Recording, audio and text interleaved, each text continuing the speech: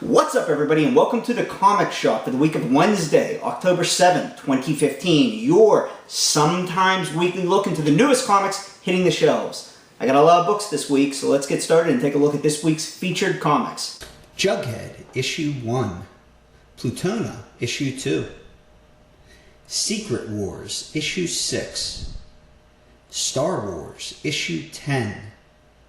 Teenage Mutant Ninja Turtles, Issue 50. And The Family Circus from the Sunday paper. So who is Jughead? Being that it's 2015, that's a pretty appropriate question to ask. Archie Comics, which started back in the 40s, recently went under a major reboot. As far as I know, for the first time really. At least to this degree. Here's the first 3 issues that are out now. The creative team is Mark Waid, who you might know from his terrific Daredevil runs in recent years, and Fiona Staples, who's probably best known for her work on Brian K. Vaughan's Saga. She was a huge score for this project, considering she's one of the best comic artists working today. Anyway, Archie is a pretty straightforward teenage story about the students at Riverdale High.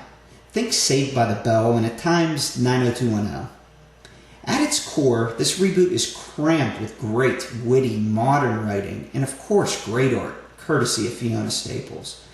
But we'll get more into that run when Issue 4 comes out in a few weeks. Issue 3 just released last week, and probably by no small coincidence, Jughead was featured on the cover.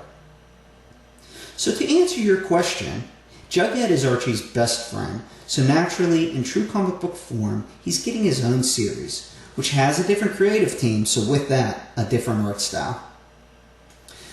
Issue 1 didn't follow all the ongoing story hooks of the mainline Archie series, which I thought was cool because it let it feel like it was its own thing rather than a gap filler for the main series.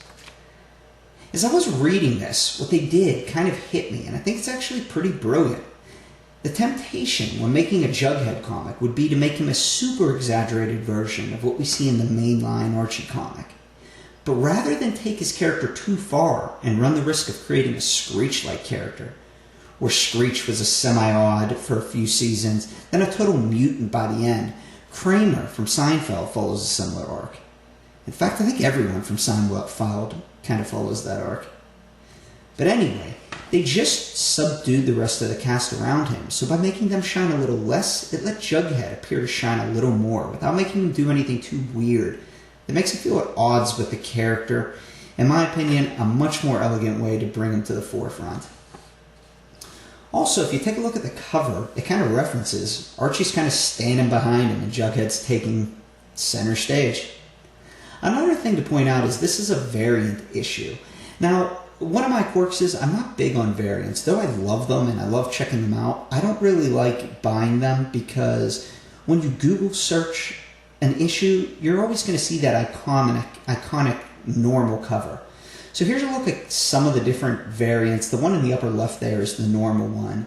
And the one I ended up deciding was this one here by Chip Zdarsky, if I'm pronouncing that correctly. So anyways, here's a quick example of how they introduced this lovable slacker. It's a simple 8-page panel. Jughead starts by playing video games early in the day, orders food later on, the day wears on. His dog's licking the food up his face. He's playing video games straight through the night. The food is piling up. Daylight finally comes. He never takes a break from gaming.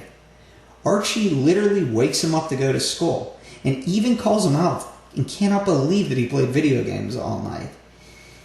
His answer? That by eating so much and moving so little, he's discovered he no longer needs sleep and is always able to maintain energy. So pretty great stuff. Spoiler warning, Jughead eventually crashes. One last thing I want to point out are the classic 1940s comics we get at the end. The mainline Archie run is doing the same thing, and this one includes Jughead issue 1 from 1946. Pretty cool bonus to an already stellar book. Check this one out now, on sale, Jughead issue number 1. Next up is Plutona issue number 2. A comic from Image that is written for a mature audience, but it's a story about a group of adolescents. roughly 8th graders, which, as I've mentioned on our podcast, seems odd at first, But a good example of this would be Stephen King's adaptation of the body, Stand By Me. If you never saw it, it's a story about kids, but for adults. It deals with things that kids their age are saying and doing, but we'd never make a mature story geared towards kids that age. It's like the grand veil that we drop down between kids and adults, each being ignorant to what the other one knows. To continue my comparison to Stand By Me, the entire story hook of that movie is a group of kids searching for a dead body in the woods. Now, this is the mildest of spoilers, and it's only for one issue. But the entire hook of Plutona ends up revolving around the cast of characters stumbling on a dead superhero in the woods. So it's a coming-of-age story with a superhero twist, which feels right considering it's a comic. What I'm really enjoying about Plutona is its varied cast of characters. The comic does a good job of showing what their home lives are like, then seeing how they act at school and with others, and you can start to draw connections. It doesn't just make the bully the bully. It makes him this kid who is an alcoholic for a dad. But does that excuse him for being a dick to everyone else? It makes you ask those questions. The art was a lot darker in this second issue, and I just mean in color because the entirety of issue 2 is pretty much told from the point where they find Plutona and debate about what to do next. Another interesting thing is the story at the end, which switches places and is told from the perspective of Plutona and fleshes her out as a mom that has to double as a superhero. It's pretty interesting stuff. It's definitely worth taking a look at. Issue 2 is on sale now. Plutona. Issue 6 of Marvel's epic, worlds-ending story arc Secret Wars, currently taking place, just came out. And actually, this might be a great time to explain why you won't see a lot of Marvel books on the show like Spider-Man or X-Men. Your first thought might be that I don't like Marvel Comics, which couldn't be further from the truth. In fact, I probably read everything that they publish on a monthly basis. And now they publish probably 60 to 70 comics a month. Who could afford to read all that? I couldn't. So what I have is Marvel Unlimited, which is awesome. It's like Netflix for Marvel. You get everything they publish. The only catch is it's on a 6-month turnaround, which is good. It helps the comic shops sell comics. And if you're patient, like I am, it's no big deal. I can wait 6 months to go by to get my comics. It's probably worth getting this out of the way also right now. Though I love DC properties, Batman was one of my first loves practically from before I could even walk. However, I don't read DC Comics. It's not a line in the sand or anything, it's just there's only so many hours in the day. You have to pick and choose your battles. Don't hate me. Anyway, since I'm 6 months behind, I haven't read any of the tie-in stories to Secret Wars, so I really can't comment on it as a whole. But as far as the mainline books go, I love them, and it's consistently one of my most anticipated reads. Hickman's epic writing paired with great art forces you to take it seriously, and just when you think you might cringe, he interjects some light humor. This is one of my favorite scenes, where Wilson Fisk invites all the Spider-Man, Daredevil, Punisher type villains to a bar to have some drinks and watch the world end. Unfortunately for them, the Punisher shows up and declares that you can't take it with you when you die, gentlemen, which begs the question, what am I going to do with all these bullets? Great stuff. I didn't read the original Secret Wars from the 80s, but basically what's going on is all the universes have shattered and are now one world, held together by Doctor Doom, and they're separated by barriers. This world is referred to as Battle World. Anyway, each acts autonomously from the others. Doom enforces his reign as God. That's right. Doom and everyone else refer to him as God. It's pretty awesome. But he enforces his reign with the Thor Corps, which, you guessed it, are just a ton of Thors. Now, as the story goes, a few heroes from Earth 616, which is the standard Marvel universe, and Earth 1610, otherwise known as the Marvel Alternate Universe, escape the destruction of all the worlds and are privy to the fact that Doom is holding all these random universes together, which of course is threatening Doom's reign as God. And that's basically what's happening in Secret Wars in a nutshell.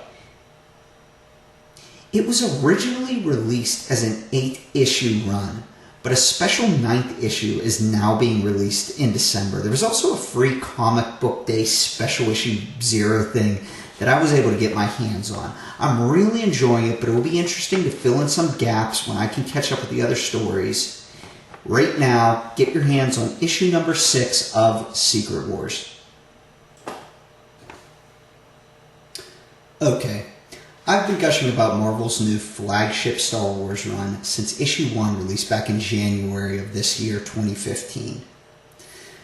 I had to settle for a second printing of issue number 2. I don't know, I must have just been unable to get to the comic shop that week. It's been fantastic. Currently, the current story takes place in between the end of A New Hope and before The Empire Strikes Back. Except for issue 7, which was a story about Obi-Wan and what he was up to on Tatooine while Luke was growing up. But it actually ends up being Luke reading a journal entry that he recovered from Ben's house. Awesome. The art and writing brings you right into the world. From the moment you open issue 1, you are transported. You can practically hear the music playing as the text scrolls. Anyway, where we are in the story is split between a couple different parties. Han and Leia are scouting for a good place to build a new rebel base, which of course will become Hoth, while Luke, along with R2, is in search to find out more of the Force and continue the teaching that Ben started. Remember, at this point, he doesn't even know that Yoda exists. This of course sends him into trouble. Currently, he's fighting as a gladiator for some Hutt on some smuggler's moon. The rebels have found out about this, and Chewie and 3PO are out trying to rescue him. It's continually fun. There's also a Vader, Leia, Lando, and coming this month, Chewie book. But again, Marvel Unlimited for $7 a month. I'll get all those for free if I'm patient, which I am. But there's your look at Star Wars issue 10 on sale now. The new ongoing Teenage Mutant Ninja Turtle run that has been going since November of 2011 has been a hit. These things sell, and that's no surprise, with original creator Kevin Eastman heading the creative team. The art's incredible. The stories and writing are a more mature version of the campy cartoon us 80s and 90s kids grew up with, and I really don't have enough good things to say about this series. Issue 50 is a pivotal moment for the series, where many storylines that stretch back to issue 1 are coming to a conclusion. It will continue with issue 51, but it's going to be a fresh start and a great jumping on point for anyone interested. Spoiler warning, from a few months ago, Donatello was killed in issue 44. I say killed with air quotes, or I would if I wasn't holding a camera, because he's not really dead. They have his body in some type of coma with Metalhead. That's right, everybody. Freaking Metalhead acting in his behalf. I've not got to read issue 50 yet. As you can see, it's a pretty big book with a sturdier cover. My shop was actually sold out of the standard copy, so I was inclined to fork out a few extra bucks for this variant version. They only had one in stock. Kevin Eastman has made it clear he's a huge admirer of Jack Kirby, and this variant cover you're seeing now is one of Jack Kirby's only known drawings of the Ninja Turtles. Or so I hear. So naturally, that's pretty cool. If you want to get started reading this story, you could pick up issue 50 now, sort of as a precursor of what's to come next. Otherwise, just hold off and grab issue 51, what they're calling a new jumping on point, and you can be sure I'll point that out when it hits the shelves. So you think this might be a big diversion from what we've been looking at, but I've been reading the Sunday comics for as long as I can remember. The fact that they still exist kind of blows my mind, like they're a relic from some long-lost place that time's forgotten. I'm talking Hagar the Horrible, Beetle Bailey, Spider-Man still by Stan Lee, for better or for worse, Bizarro, you name it. That's right, I'm a comic super nerd. I'm not joking when I tell you it's the only reason I always keep a Sunday paper subscription. Everyone in my house knows how to dissect the Sunday paper. Pull out the ads and coupons for my wife, pull out the comics for me, then promptly dispose of everything else.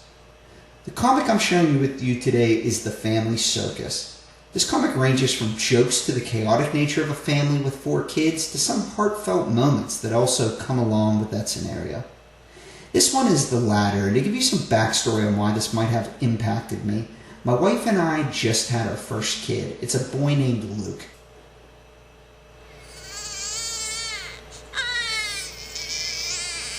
Cute, right?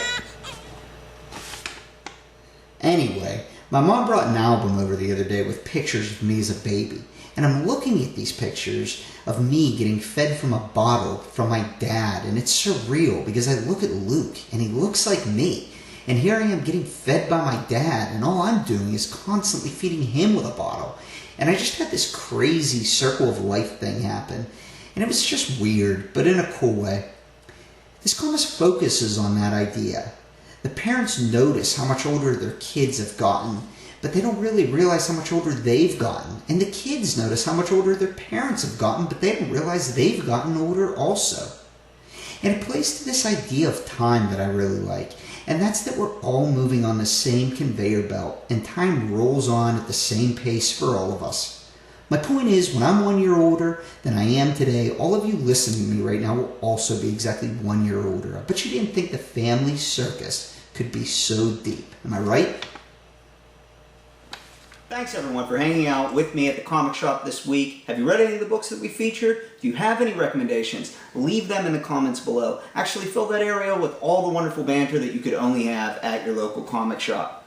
Remember, if you like comics, please like, share, and subscribe to this video today. I'm Mike Cassup. Thanks for hanging out at the comic shop. Remember, keep them bagged and boarded. I'll see you guys next time.